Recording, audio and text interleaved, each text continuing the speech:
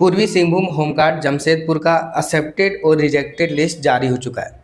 यहाँ पे हम लोग जानेंगे कि किस कारण से फॉर्म रिजेक्ट हो गया और कैसे सुधार सकते हैं। और कुछ ऐसे विद्यार्थी हैं जिनका परमानेंट ही रिजेक्ट हो चुका है और कुछ ऐसे विद्यार्थी हैं जिसका फॉर्म रिजेक्ट हुआ है और उसका कभी भी नहीं सुधरेगा। जैसे जमशेदपुर जिला में निकला होमगार्ड की बहाली और दूसरे जिला के विद्यार्थी भर दिए, जैसे पश्चिमी सिंहभूम चाईबासा, तो उस विद्यार्थी का फॉर्म परमानेंट ही रिजेक्ट होगा, वो सुधार नहीं सकते।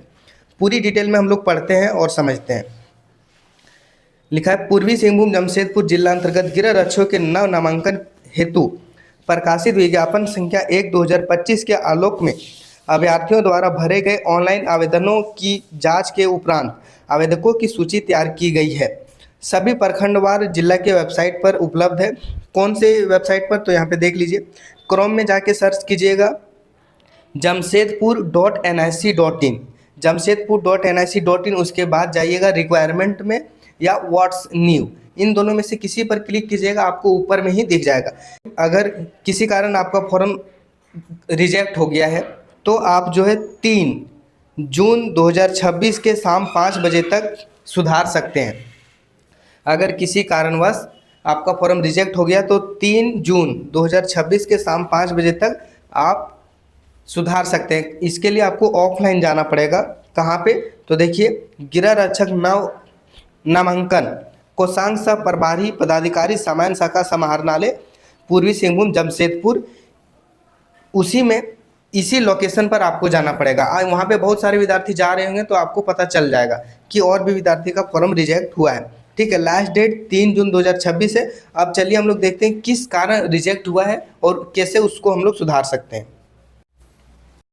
ये पीडीएफ हम लोग खोल चुके हैं गुड़ाबांधा प्रखंड का, और यहाँ पे बहुत सारे विद्यार्थी का फॉर्म रिजेक्ट हुआ है। यहाँ पे लिखा है other person residential certificate upload. यहाँ पे दूसरे व्यक्ति का जो पूर्वी सिंहभूम जिला का रेसिडेंशियल सर्टिफिकेट है वो अपलोड किया है, जिस कारण इसका फॉर्म रिजेक्ट हो गया है।